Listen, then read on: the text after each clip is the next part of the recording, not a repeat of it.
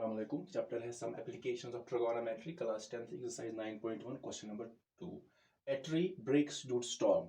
एक ट्री है जो टूटता है स्टॉर्म की वजह से, तूफान की वजह से, एंड द ब्रोकन पार्ट, जो ब्रोकन पार्ट है ट्री का, बेंड्स, वो बेंड हो रहा है नीचे, so that the top of the tree, जो ट्री का टॉप है, टचेस द ग्राउंड, वो ग्राउंड को टच कर रहा है। जो ब्रोकन पार्ट है उसका जो टॉप है ट्री का, वो टच कर रहा है ग्राउंड। जैसे ट्री है ये ऐसे टूटा है तो ग्राउंड को टच कर रहा है top, make an angle 30 degree with it. जो ब्रोकन पार्ट है, जो टॉप है, वो जो है यहाँ पर ग्राउंड लेवल है उसके साथ एंगल बना है 30 डिग्री।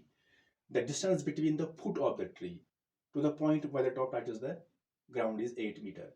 जो डिस्टेंस यहाँ पर है फुट ऑफ द ट्री, जो ट्री का फुट है, जो ट्री का फुट है उससे लेकर to the point where the top touches the tree, जहां पर जो टॉप टूटा हुआ टॉप है, जो टूटा हुआ पार्ट है जो टच कर रहा है ग्राउंड को, वहां तक जो डिस्टेंस है वो है 8 metre. Find the height of the tree. तो पहले फिगर में क्लियर होगा क्वेश्चन में, क्वेश्चन हमें क्या निकालना है। ऐसे for example this is ground level, for example ये ग्राउंड लेवल है, दिस इज ग्राउंड लेवल, ये जमीन है।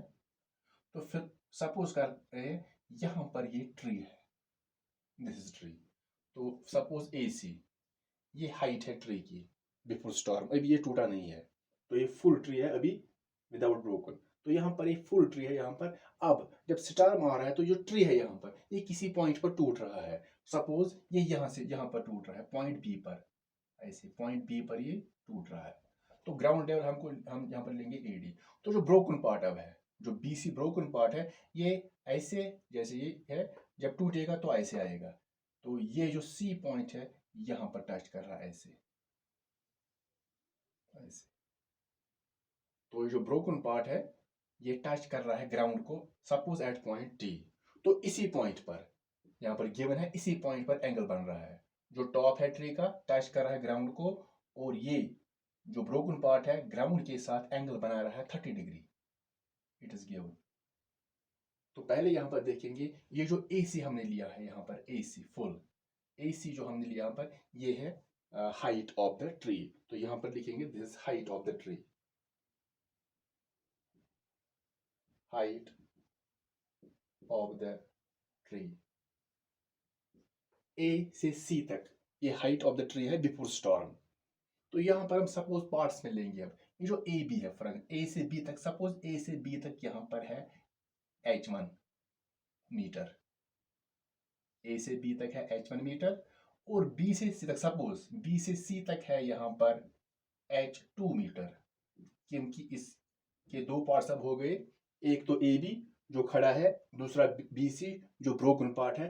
इसको हम लेंगे h1 मीटर, इसकी लेंथ h1 मीटर है, इसकी है h2 मीटर, सपोज करते हैं। तो यहाँ पर आप देखेंगे ये जो ब्रोकन पार्ट है बी सी, यही बेंड हो रहा है नीचे। तो जो डी सी होगा, ये डी सी एक्चुअली यही ब्रोकन पार्ट है। तो ब्रोकन पार्ट कौन सा है? B C. सो बी सी और डी सी ये सेम होगा। अगर ये h2 है तो ये जो डी सी है इसकी लेंथ भी h2 होगी। तो यहां पर लिखेंगे this is broken part, this is broken part of the tree. ये इस ट्री का ब्रोकन पार्ट है डीसी। तो बीसी और डीसी सेम होंगे, h2 h2। तो जब फुल जो लेंथ होगी इस ट्री की, ये h1 और ये h2, तो फुल अगर देखेंगे तो वो बनेगा h1 प्लस h2। अगर फुल अब देखेंगे लेंथ इसकी तो वो बनेगा h1 प्लस h2 ऐसे ना। यहाँ पर जैसे जो ट्री है ये वर्टिकल होगा तो यहाँ पर एंगल बना है 90 डिग्री। तो यहाँ पर गिवन है the distance between the foot of the tree, ये फुट ऑफ द ट्री है, ये फुट ऑफ द ट्री है, to the point where the top touches the ground. तो जो टॉप है जहाँ पर ग्राउंड को टच कर रहा है यहाँ तक, यहाँ से यहाँ तक कितना है 8 मीटर। तो it is given, it is 8 metre. यहाँ से यहाँ तक है 8 मीटर, पॉइंट ए से पॉइंट डी तक, ये फुट ऑफ द ट्री। तो ये पॉइंट है वो पॉइंट जहां पर जो ब्रोकन पार्ट है टच कर रहा है ग्राउंड को। Find the height of the tree, हमें इस ट्री की हाइट निकालनी है। तो पहले यहां पर देखेंगे जो ट्रायंगल बनेगा, जैसे ये ब्रोकन पार्ट है, ये ब्रोकन पार्ट है तो यही बैंड होगा। तो यहां से यहां तक, तो हम यहाँ जो ब्रोकन पार्ट बीसी होगा वही ऐसे टच करेगा इसको ऐसे। तो ये कैंसिल करेंगे क्योंकि ये ब्रोक हो गया तो यही पार्ट नीचे गिरेगा। तो यहाँ तो ऐसे जुड़ा रहेगा लेकिन सी यहाँ तक आएगा। तो अब ये कैंसिल होगा ब्रोकन पार्ट ऐसे ऐसे। तो अब यहाँ पर ये जो, या हम इसको ऐसे भी ले सकते हैं, ऐसे स्टैंड करेंगे, ऐसे ए से सी तक। अब यही ब्रोकन पार्ट बेंड हो रहा है नीचे, तो यहाँ से तो जुड़ा रहेगा ट्री के साथ ही, लेकिन ये ऐसे नीचे आएगा। सपोज हमने अभी इसको जो हाइट है ट्री की वो ए सी है, लेकिन जो ट्राइंगल बनेगा वो बनेगा ए बी डी, क्योंकि यही पार्ट नीचे बेंड होगा। अब यहाँ पर देखेंगे यही, ये जो डी बी है ये broken part of the tree है, और इसकी जो लेंथ होगी ये h2 है, तो ये भी h2 ही रहेगा। ऐसे लिख सकते हैं आप h2 मीटर यहाँ से यहाँ तक। तो हमें निकालनी है actually height of the tree, that is AC। तो पहले यहां पर लिखेंगे लेट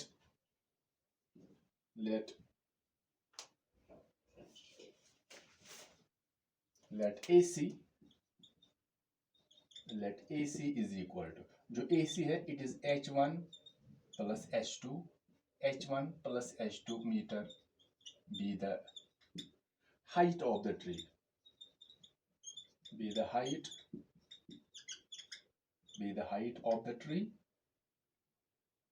So AC हमने लेट किया height of the tree, that means h1 plus h2, किसी दो पार्ट्स हैं h1 प्लस h2। तो यहाँ पर लिखेंगे, तो यहाँ पर हम सपोज करते हैं जो ट्री है ये ब्रेक हो रहा है पॉइंट बी पर, let the tree breaks at point B. Suppose ये जो ट्री है पॉइंट बी पर ब्रेक हो रहा है, देयरफॉर ये जो BC होगा, BC is equal to DB, BC is equal to DB, BC is equal to DB। ये है यहाँ पर broken part of the tree, ये सेम होगा। तो यहाँ पर हम देखेंगे right triangle ABD, in right triangle ABD, right triangle ABD, तो एंगल यहाँ पर यह है 30 डिग्री। तो इसी पर हम चूज करेंगे परपेंडिकुलर, क्योंकि ये 30 है तो ये बनेगा परपेंडिकुलर, ये बनेगा बेस, और ये रहेगी हाइट। तो कौन से दो साइड्स हम लेंगे, जैसे हमने क्वेश्चन 1 में किया था, एक जो निकालना है, दूसरा जो दिया गया है, ये तो गिवन है, तो निकालना तो हमें यहाँ पर H1 भी और H2 भी, क्योंकि हमें निकालनी है AC की हाइट। तो AC तभी निकलेगा जब H1 और H2 निकलेगा। तो फिलहाल हम निकालेंगे H1, तो हम लेंगे ये दो साइड्स, ये और ये, यानी परपेंडिकुलर और बेस। पहले लेंगे परपेंडिकुलर और बेस, तो हम लेंगे यहाँ पर perpendicular by base, it is equal to perpendicular by base, it is equal to tan theta. यहाँ पर थीटा के बाद यहाँ पर है 30 degree. So perpendicular base it is tan theta, that means 30 degree. अब परपेंडिकुलर जो है वो है AB, that means H1, AB लिखेंगे पहले, base is AD, it is equal tan 30 का जो वैल्यू है वो है 1/√3।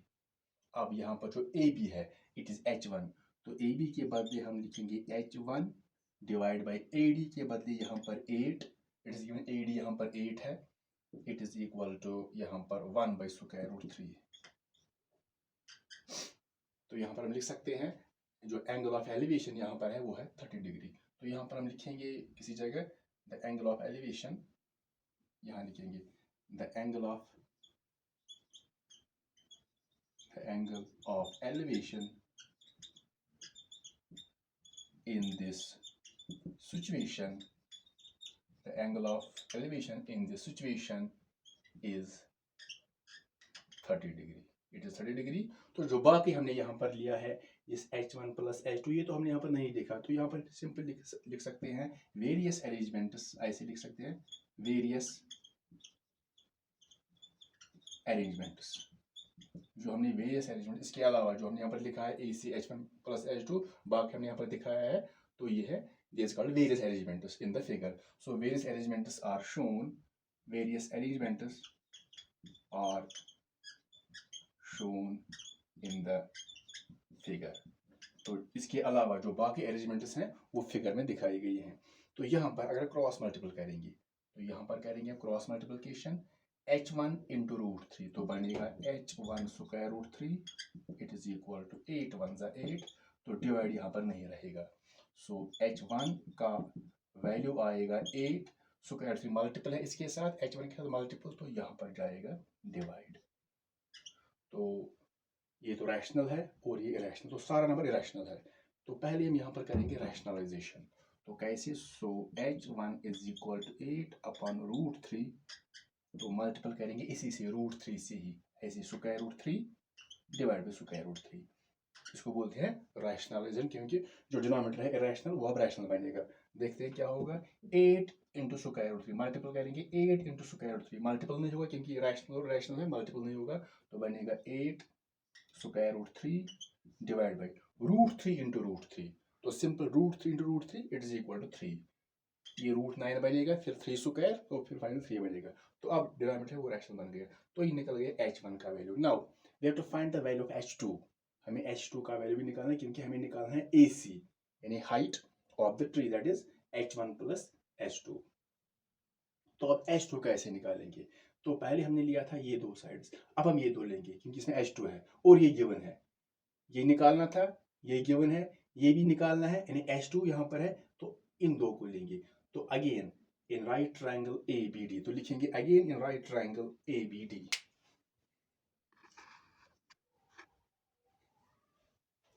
तो यहाँ पर देखेंगे दोबारा ये राइट ट्रायंगल लेंगे again in right triangle ABD। अब हम यहाँ पर ये दो साइड्स लेंगे क्योंकि हमें h2 भी निकालना है, तो h2 और ये तो गिवन, ये दो साइड्स लेंगे, पहले हमने ये लिए थे, अब ये लेंगे, यानी BD और AD, यहाँ पर ये AD है। तो यहाँ पर अब लेंगे दिस हाइपोटेन्यूज एंड बेस, या लिखेंगे बेस बाय हाइपोटेन्यूज, बेस और हाइपोटेन्यूज का रेशियो।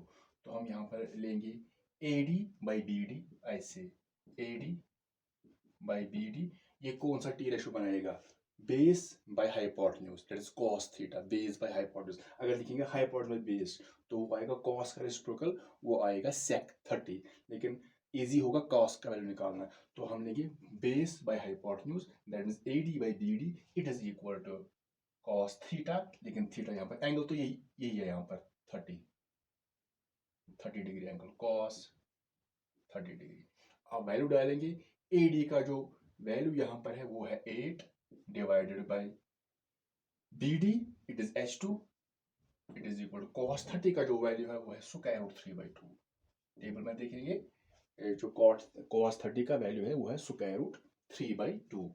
अब यहाँ पर क्रॉस मल्टीपल करेंगे h2 into 3, that is h square h2 square root 3, या लिखेंगे square root 3 h2 it is equal to 8 into 2, that is 16, divide नहीं रहेगा। अब हम यहाँ पर निकालेंगे h2 का वैल्यू, तो रूट 3 मल्टीपल है, तो यहाँ पर जाएगा डिवाइड ऐसे। अब हम इसको भी रैशनलाइज करेंगे जैसे इसको किया था, तो लिखेंगे h2 it is equal to 16 by root 3, multiple करेंगे इसी से, root three divide by root 3, that is equal to 16 into root 3, multiple नहीं होगा तो रहेगा 16 रूट 3, ये अलग अलग ही रहेगा क्योंकि रैशनल और रैशनल इसका मल्टीप्लिकेशन नहीं होता है, divide by root 3 into root 3, that is equal to 3। So h2 is equal to 16 root 3/3 metre. तो ये भी मीटर में है क्योंकि यहाँ पर जो डिस्टेंस है यहाँ पर ये भी मीटर में है। तो हमें निकालनी थी यहाँ पर हाइट ऑफ द ट्री जो AC है, यानी बिफोर स्टॉर्म। तो यहाँ पर हमें h1 B the height of the tree, यहाँ पर लिखेंगे बिफोर स्टॉर्म, ये स्टॉर्म से पहले, बिफोर स्टॉर्म।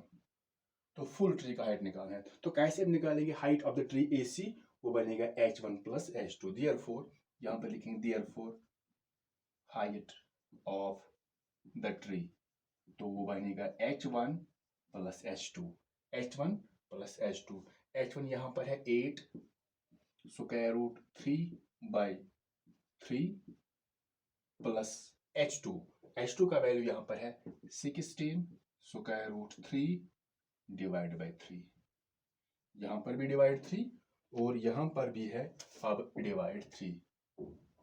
तो अब हम कैसे इनको ऐड करेंगे? तो यहाँ पर देखेंगे डिनोमिनेटर सेम है, यहाँ पर ये सेम है, तो 3 एक ही लिखेंगे, तो ऊपर आएगा 8 square root 3 plus 16 square root 3, क्या इनका एडिशन होगा इन दोनों का? अगर इनमें इरेशनल पार्ट सेम है तो ऐड होगा। इसमें इरेशनल पार्ट है √3, यहाँ पर भी √3 सेम है तो ऐड होगा, लेकिन ऐड होगा इनके रैशनल पार्ट्स को।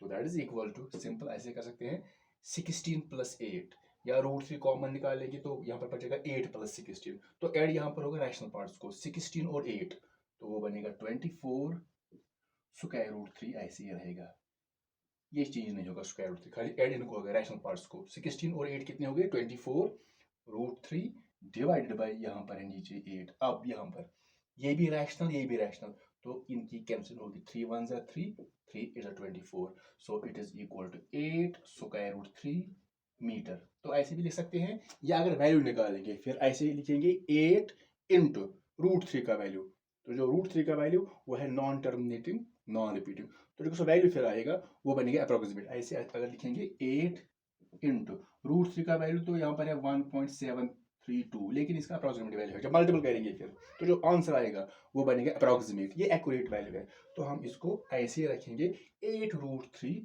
मीटर, ये बनेगा height of the tree before storm.